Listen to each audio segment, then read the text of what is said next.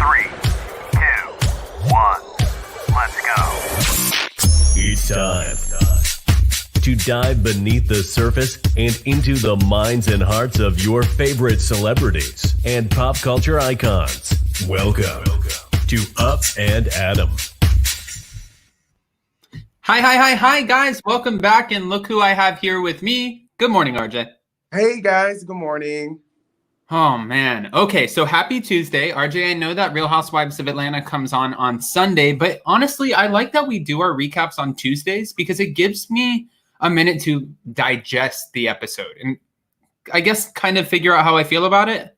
Yes, I mean, it gives us time to process a little bit and for us to be able to see what everybody else thinks about it and then come up with an overall well-rounded opinion.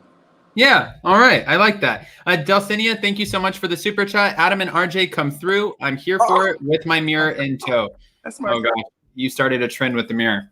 Oh my gosh, yes. I'm just like, I'm loving my mirror, as you know. So gotta get you one. Yeah, you said that. Hey, yeah. From your mouth to whatever the rest of that saying goes, you said it. I meant it. I listen, I have no reason not to believe you, so I'm taking your word for this. But if that mirror doesn't show up here by April, I'm gonna call you a liar. Give me a PO box or something, child. Email. You know what to do. All right. So jumping into this Real Housewives of Atlanta recap, I thought it was interesting because we pick up where we left off. Yes, but LaToya kind of stepped out a little bit against Kenya, which I was calling this from the get-go, saying that she was going to do it next season, but she kind of did it at the dinner table. Did you have any thoughts about that? Yeah, I mean, I think right now she's testing her boundaries. She's trying to see how far that she can go because, she's on a show. Right. She's on a TV show. So she's trying to right now see how much she can push the boundaries with not only everybody else, but Kenya as well, which is interesting. Yeah. Well, I feel like at this point, she probably knows, listen, which sort of relationship is more important? My relationship with the producers who are telling me to do X, Y, and Z if I want to secure that peach, or my loyalty to Kenya, who, yes, was my first friend on the show, but being a good lovey-dovey friend doesn't keep you on the show. Right. And I mean, we saw that LaToya is not a pushover either. She's just not going to go one way because Kenya wants her to go one way. She's going to speak her mind and have her stance on how she feels and sticks with that. Well, I never actually thought LaToya was a pushover, but her in this episode, she again continues to keep coming for Drew Sidora, and Drew's like, what are you doing? Why are you doing that? And she's like, you're my number one fan. And LaToya's like, I'm your only fan. But she comes back with the shade. She's super quick on it. Sometimes I feel like she's mean-spirited, but in this episode, I really did not mind LaToya Ali for probably the first time since watching this. Yeah, I mean, she has to secure the peach. So her coming for Drew being them both being the new ladies on the season is par for the course, in my opinion. Right. All right. Well, sitting around the table, Cynthia overshares with us, letting us know that the arousal of everybody kind of jumping on top of each other in the sexy outfits made her go upstairs and finish herself off. I think I could have lived without that extra information, but okay, Cynthia, she's just proven to us that she's not an auntie. Do you think she was really telling the truth, or she was just trying to jazz it up for the cameras? I think she was trying to jazz it up for the cameras, but I mean, she knows what she's doing. I don't necessarily think that she went up there and, did that. I don't believe that at all. Yeah, I didn't really believe it either, but I did kind of, I mean, I felt, I'm trying to put this the best way. I felt how mad Portia was at the dinner table that night when she was like, I'm not in the praying mood. I don't feel like being the one to lead the prayer. She was getting frustrated because Kenya took something that was supposed to be a girl's trip and turned it into this sort of witch hunt for whatever housewife or friend of to destroy their life with Bolo, kind of. Yeah, she did. She totally did. I mean, it was giving very much Judgment Day with the ladies when it came to the bachelorette party. I mean, come on. Candy said from the get-go that this stays here. Like, this is confidential. And she clearly broke that rule, that number one rule. And I just don't understand why she would do that. Like, everybody had fun. She was having fun herself. Why would you go and try to throw the ladies under the bus for just having a good time? Married or not, keep your mouth closed. Because she lives for a good moment. But, I agree with Candy Burris in this that, if you were in your room and it doesn't pertain to you, then leave it alone. But Kenya was defending herself. I think this at first started off like a joke, like she was going to hold this Bolo court, try to figure out who is the one who hooked up with Bolo, playing around and making it this cute, fun thing. But as soon as Candy really pointed out that it doesn't pertain to her, she flipped the script a little bit. And she's like, it does pertain to me because my daughter's upstairs. Well, at this point, whose choice was that? Because nobody else's kids were here because they didn't have the opportunity because you didn't let them know you were bringing your kid. Right. But she makes it seem like she had no choice. But honey, if you could charter a jet to get to South Carolina, you could have surely had someone watch your daughter. I'm sorry. Exactly. You could have rode in the bus and like Candy said, get 2 nannies so they go around the clock. And she's like, I can't do that. It's like, yes, you can. You took a private jet. You could have got on the bus. You chose not to get on the bus. And even a second Sprinter bus for you, your 2 nannies and LaToya would have been cheaper than the private jet. Right. Exactly. Just to be fair. I just don't, to me, that doesn't sound like an excuse, honey. It's just like, honey, everybody, besides her daughter, everybody there are adults. Adult strength, they have fun. They were trying to celebrate Cynthia. Come on now. Like, she was a part of it. Like, I can see she wasn't like a part of it at all. She had her legs open. She was on her back. So I don't understand why she was engaging. She was definitely engaging. Okay. Well, also at the table before we move on, they are alluding to the fact that somebody must have been in the room and it had to have been 2 people. What I thought was funny here was nobody even mentioned Tanya and she ends up throwing herself under the bus. And secondly, when they're trying to point the finger at Drew a little bit, Drew stopped that right in its tracks. She's super quick to be like, don't play with me. She's really nice. She's sweet, but she's like, don't go there. Don't even throw that out there in the universe. For a newbie, Drew's coming in pretty well. Honey, Adam, I told you that from the beginning. I didn't think so, though. I wasn't a big Drew Sidor fan. I said we need to see more of her for, at more of length. But I knew she was that girl from the beginning. Okay. All right. Well, I've started. She's growing on me. I'll say that. Yeah. All right. Yeah, she's it. Yeah. Well, guys, if you haven't already, go ahead, hit that like button, show some love. Yes. I want to move forward, though, because all of the women have to go home and they have to tell their partners or respected loved ones, husbands, whatever you want to call them. They have to tell them about Bolo and his third arm. This is an incredibly uncomfortable conversation, unless you're Drew Sidor with her husband, Ralph, because Drew pretty much looked at her husband and was like, hey, listen, yeah, there was a stripper there. There were some things. What happened in Tampa? And I was like, whoop, that's fair. What happened in Tampa? Yeah, what happened in Tampa? He was stuck, and for good reason. Yeah, where did you? We want to know. We want to know what happened in Tampa, boo. We want to know why you didn't answer your phone, honey. We want to know why you can't give her the name of the hotel. Yeah, there's something shady. Why are the questions that she's asking? Why are the questions as a wife that Drew is asking? Why is that stupid, boo? Yeah. Especially, the fact that he can't give an answer it just screams so guilty. So guilty. RJ, if you had a significant other and your significant other disappeared and you were having a conversation and you were like, where did you stay? And that person was like, no, I don't need to tell you. Why is it important? I'm not telling you. How would you feel?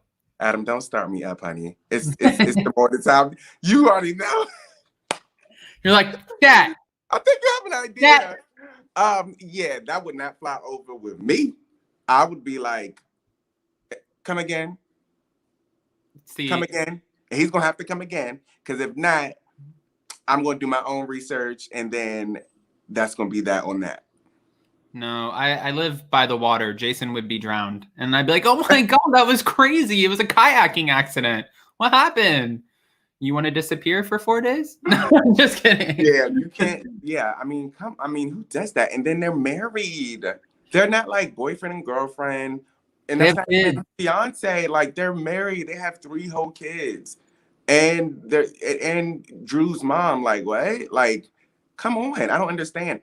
But at the same time, like, I wasn't sure if Drew was just telling the story or if she, like, from about Bolo, or if she was trying to make him jealous. Maybe a little bit of both. I think she was trying to do a little bit of both, because I think once you put that sense of doubt, like Portia explained in the episode, for a confident woman, when you put that in their head, I feel like that will drive them insane. And now she has been allotted the opportunity to do the same thing to him, to be like, okay, well, you're running around with, I don't know who she is, but look at Bolo. Look at Bolo and his third arm running around us. It's giving Beyonce's If I Was a Boy. You know that song? Yeah, I love that. I love that you even just made that comparison. I mean, music is always running through my damn head. But yeah, I mean, it's giving that, like, now you get to see how it feels. But at least she's honest, and at least her escapade is on camera. That's true. Well, kind of. I mean, a little bit. But I feel like that's the only reason why he didn't go off, is because he knows that there were cameras there because they are on the show. So, you know, I felt like if this wasn't a show, oh my God, and she said that, and he knew that cameras were there, oh my God, that would have been a whole different scene. I feel like I think that would have been different for anybody. Honestly, most husbands are not going to be the most excited about you being in a house, covering all the cameras, giving me your word for it that nothing happened, and then having the male stripper that is built like Adonis walk out at 7:00 in the morning. Most husbands are not going to be super excited about that. And if they are, they're going to be like, okay, I got you. You just gave me a pass. What did you think about Cynthia's husband, fiance, imitating a stripper on her? Because I got to know your thoughts on that. I like Mike Hill. Honestly, I think he's fun. I think he's youthful, especially for his age. Because Cynthia and Mike are getting a little bit up there as far as like the cast goes. They're a little bit on the they're 2 of the older ones. Right. But he has this youthful, fun energy. The only thing I'm skeptical about Mike is that he's literally written a book about all of his cheating escapades, and he just published it. I think it was this year or last year. And now how he's the new and improved Mike Hill, ready to marry Cynthia Bailey. It's like, I really like Cynthia. Cynthia has claimed that she's never cheated in her life. And if that's the case and she's never cheated, I would hate to see anything happen in this relationship, especially because, I mean, for anybody who's in a relationship or a new relationship, it gets harder and harder as you hit 40s, 50s, 60s. I mean, you don't know personally, but I can imagine that you don't want to keep redoing this. Right. Exactly. Right? Yes, true. I mean, my parents have been married more than I can count on my 2 hands. And I'm like, God, I could never. But I mean, it's something to look up to. I mean, not everybody can say the same, but yeah, I really hope that he does not have any, he does not go back into his old way of being. I agree.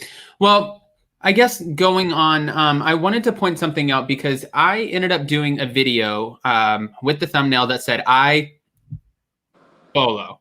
So I F you, I don't want to say it on here because I don't want to demonetize, but Bolo. And it had a photo of Kenya and Portia. Portia got so frustrated in the conversation with Kenya that she kind of got up and was like, I Bolo, I everybody, right? So she's getting frustrated and just kind of trying to jokingly shut Kenya up. But everyone was people were commenting to me on my video saying, Bolo already said that he didn't hook up with anybody that night. Nothing happened. He's professional. Yeah. Yes, it did. You want to know why? Candy said it in the episode before. There were NDAs handed out for sure. NDAs were handed to Bolo. Not only that, Bolo was paid off. Had to have been. Right? Don't you think? Just like whoever those people said, Professional, yes. And he is professional to the T.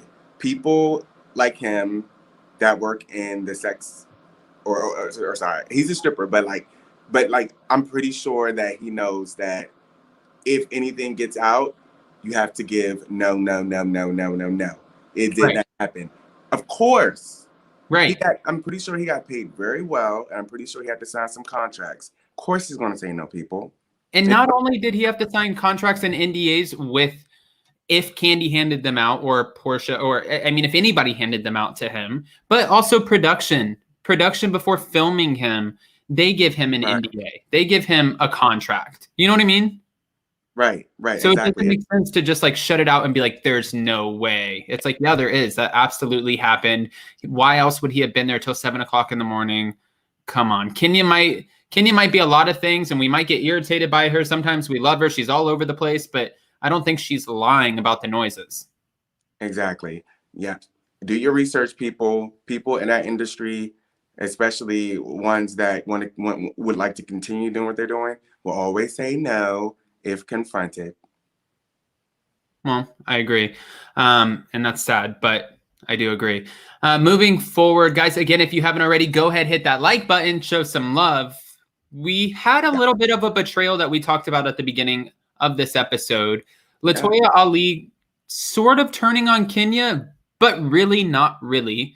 LaToya did say to Candy at the beginning, before the party really got kind of insane, she said, we can't have real fun because the cameras are on. You know the cameras are on. And LaToya was really kind of focused on having her anonymity during this party, right? She wanted to make sure that nothing was going to come out. They were going to be able to party and have fun and do it the way that they wanted to, keeping it almost like a what happens in Vegas. And Kenya went completely against that. She participated, but then went against that, and therefore LaToya turned against her.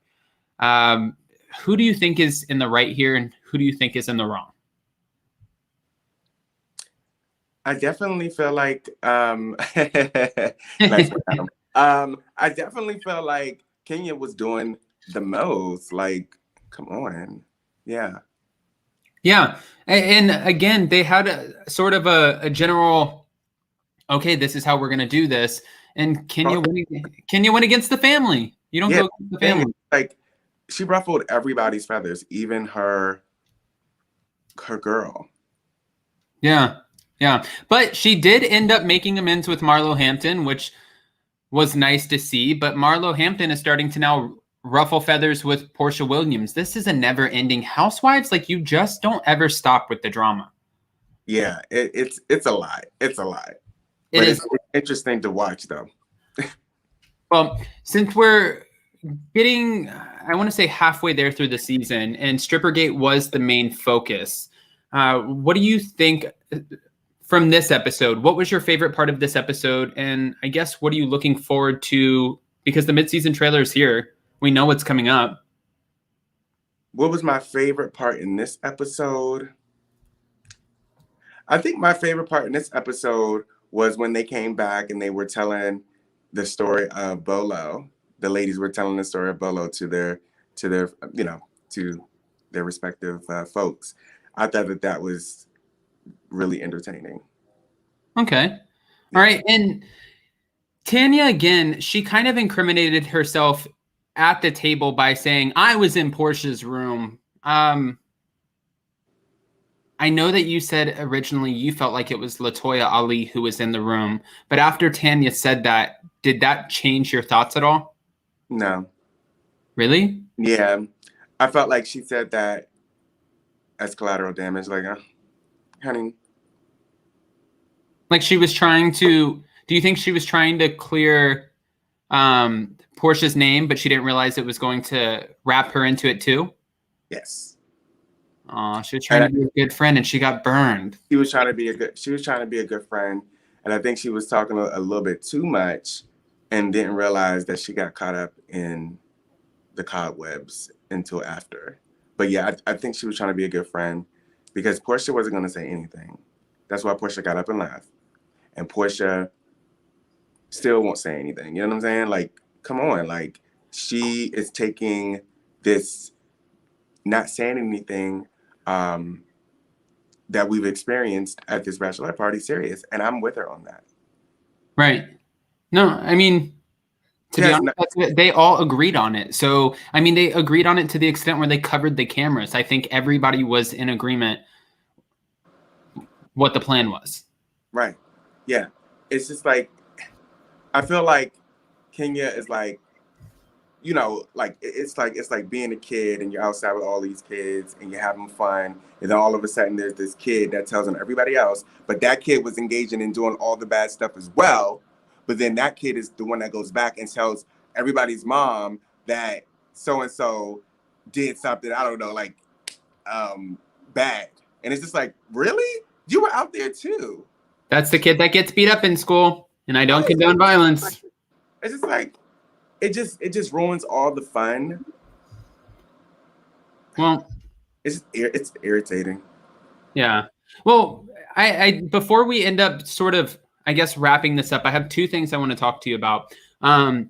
One is Kenya Moore ends up going to meet her attorney, and she's talking to the attorney about Mark Daly, saying that, and this was almost like the funniest, shadiest, really saddest moment, actually. But she's talking to the attorney, and she's like, yeah, Mark said that he's going to say sorry, and he wants to apologize and move forward. And the attorney's just sitting there kind of smiling, letting her talk, and then waiting for her to finish, which is sort of a DICK move, you know, that's pretty kind of like, okay, you can interrupt her, not make her look like a fool on national television. But no, she keeps going, and she's like, yeah, we're going to make things work, and I'm just excited and smiling. And then he's like, well, I got this paper. Boom! Not only does Mr. Mark Daly want a divorce, but he wants alimony. She's like, there's no way. It seems like, yes, there is way. Even though she did go on Twitter and she said that was not true. It was an accident. The way that the papers were filed, it was all an accident. What? That doesn't seem, yeah, she just came out and said that. She's like, it was misread. He wasn't looking for alimony. That's not, first of all, when you file and you file for alimony, correct me if I'm wrong, if we have a lawyer in here, which I'm pretty sure we probably do. When you file for alimony, you have to not only report your wages, you have to talk about what you were used to spending that month, how much you're used to living off of, what your partner made. You have to disclose a lot of numbers and facts when you ask for alimony. So it's not like you accidentally check the wrong box that says, oh, alimony. Oh, man, I didn't mean to check that box. How did that happen? No, that's not how it works. My parents have been divorced. Like, they get divorced for a sport. I know this. That is not how it works. That, I mean, I'm not even a lawyer, but that just doesn't sound right to me. No, it seems like she was trying to, I think she was a little embarrassed by that. And I think, I mean, probably a lot. I mean, Kenya Moore, let's be honest. She's like, Kenya Moore hair care, like, I'm doing good. I have money. I have it good. How much is Kenya Moore hair care really making? I know that she has it good enough. She drives a Bentley. She built her home. She's adding a pool in with a pool house. Like, she has good money. She makes a nice little fat check off of Housewives. But does she have it like that good? Don't know. I mean, I just, for some reason, I wasn't expecting her to. But honestly, you don't need to be a millionaire to have to pay your significant other alimony after you get a divorce. There are couples who the wife stays at home and the husband works at Publix and he has to pay her alimony. So it doesn't really matter what category of finances you have. But yeah, that is bad. I mean, that wasn't a mistake. No, it wasn't a mistake. And if he has his restaurants in Brooklyn and he's about to get this new TV show where it's really focused on Black-owned businesses, and I think it's also I think he's trying to make it a sort of Vanderpump Rules thing, but in Brooklyn, where it's going to focus on the different staffs of the businesses, but also the community of Brooklyn. I'm not quite sure. More details, we're waiting for those to come out. But if he does get that show, then good for Kenya, because as soon as he starts making money, that alimony stops. And if she does actually have to pay him alimony and she doesn't want to be embarrassed and share that out there publicly, then she won't have to as soon as he starts bringing in some dough. Yeah, I mean, I think he should be a man of his word, like he said on TV. She can keep whatever, like, He doesn't need our money. I think he should stick with that. You know, I was talking to my dad about this the other day, actually, and he never knows who I'm talking about when I talk about housewives, but he said, and my dad has like this real thick country accent, and he goes, son, listen to me.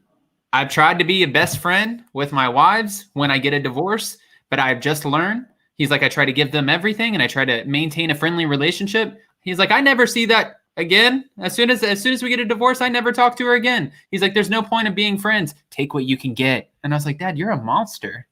Like, it sounds like something my dad would say. Yeah, he's like savage, but all right. So guys, moving forward, because I like to keep trucking along, I wanted to ask RJ, I said 2 questions. Now it's my final 2 questions. I like to keep pushing back. Yes. The first question is, RJ Allan is a fan of Miss Fallon Gobadia. I don't know exactly what makes you a fan. Why are you a fan of Fallon? Because she has it all? Huh? Because she has it all? Well, no, I like Fallon before I even knew she had it all. I like Fallon as soon as I saw her appear on the screen. It's just certain people that, you know, I come across, I'm like, oh my God, like, who? First of all, who is that? And second of all, oh my gosh, I think that she would be, or they would be a cool person. And that was Fallon. Like when she first came on screen, I was just like, who is that? And when I heard her voice, I was like, oh my gosh, yes. You're like, I like her. Like, all right. Well, if Fallon came in and she ended up being a peach holder, because she did say in our interview, yes, I would definitely come in as a full-time housewife, and she had to replace one person on the cast, who would you replace?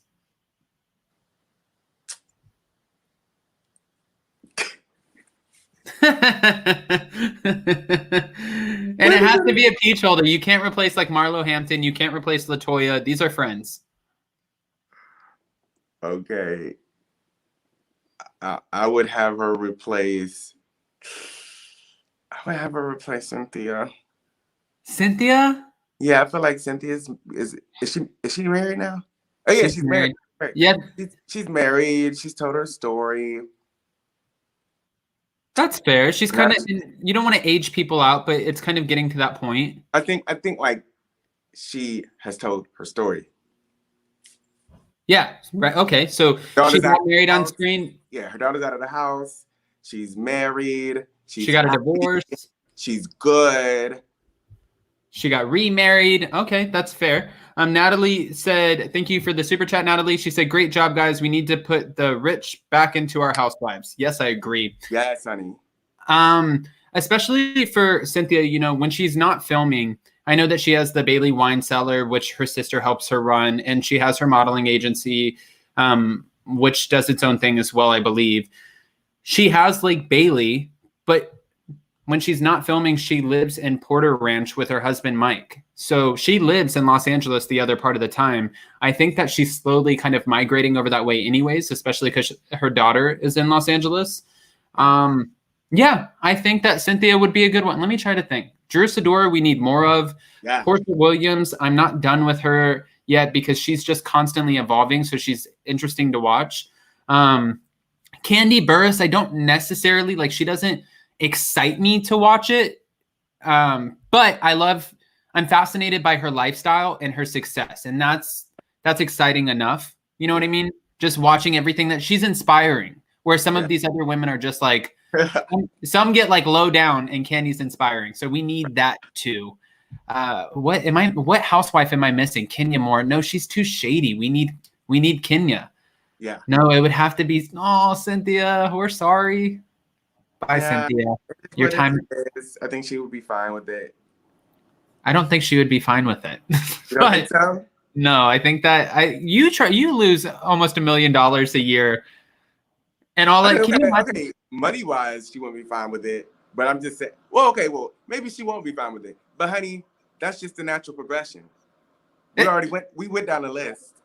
You just take people out. The natural progression. How long has she been on Housewives? For years. I think she's been on for at least. I mean, it's 13. We're 13 seasons in. She wasn't on the first season. She might not have been on the first 2 seasons, but she's been on for a good 10 seasons. I mean, come on out. Nene's gone. Why can't, Yeah, and To fit Fallon in, honey, it's either that or y'all better create an extra space. Extra spot. Well, Yeah. and not only that too, I think it's exciting to constantly keep evolving the franchise. That way we have something that we're excited about watching. We get into it. We meet new women. And these women are not the only women in Atlanta that have a little bit of money and notoriety. Like it's almost like the same thing with Potomac. Those are not the only women in Potomac. Why are we not, come on, casting, like let's dig deep here. We can do better. It's a little bit more difficult. It's hard to get ladies that live in Potomac to do Potomac. Well, Monica from All About the Tea, when I was on with her, Plez, Schoolboy, and the Bishop, they were saying that Potomac is actually really not that as nice of an area as some of the other places in the DMV area, and they don't know why they focus on Potomac. What do you think about that? What did they mean by not nice? They mean like there's $1 million homes in Potomac and it's nice, but it's not like the nicest area in DMV. And mind you, I don't know anything about the area. So when they say Potomac, I think that's the richest area. I don't know. No, it's definitely not the richest area, according to like income median, but it's up there in this area. It's definitely up there. I think when it comes to this area, Great Falls might be at one of the top of the list for cities, but I mean Potomac is still the shit. I mean, I remember growing up and hearing about Potomac when I was like 5 because my mom was working at a law firm, and there was a lot of rich, wealthy people, and they lived in Potomac. So I remember Potomac being ingrained in my mind at a very young age, and for it being like this gem. So I mean, if you're from this area, then you already know what it's given. So it's kind of like being from Palm Beach County and knowing that Palm Beach is like, okay, that's where the money's at. Right. And it's just one of the places where the money's at. I mean, we call it the DMV for a reason. So you got DC, Maryland, and Virginia. So there is about 5 places in this area that are like top notch when it comes to wealthy. Potomac is definitely one of them, without a doubt. Okay. It depends on what you want. Like if you want that suburban community life and you want like your mansion sort of close to, another neighbor, Potomac works. Now, if you want your mansion somewhere where you own 5-6 acres, then you go to another place. So it depends on what you want. And Potomac is close to DC. So it's all like, what are you looking for kind of thing. Matter of preferences. Huh? It's preference. Right. But like, as far as like, is Potomac filled with clubs and bars? No. So I would say it's boring. Potomac is rather boring. And they don't even have really, there's only like 2 restaurants that I like in Potomac. They don't even have like the best. To get really good food, you got to go to DC. But like, if you're looking for a place that's, like I said, community-wise and nice, and you got neighbors that you can just walk over to and it's close to DC, then Potomac works. Then Potomac it is. Mm-hmm. All right. Well, now just to end us off, I think I always like to end off in a positive note, like what we're looking forward to most the rest of this season. I think we're pretty much halfway through the season. Honestly, we're getting there. What are you looking forward to most? I'm looking forward to, I mean, come on now, the LaToya and Drew confrontation.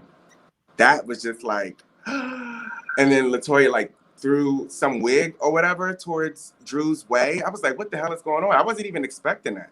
No, I mean, I feel like this has been a build-up too, though. Yes, it has been a truly a build-up, okay? Which I sort of, and I don't like to point any fingers, but I sort of blame LaToya a little bit for this build-up because LaToya does like to ruffle feathers. She has been poking and prodding. She's been instigating Drew. Drew never had one thing bad to say about LaToya. She wasn't even thinking about LaToya. She was just thinking about Drew.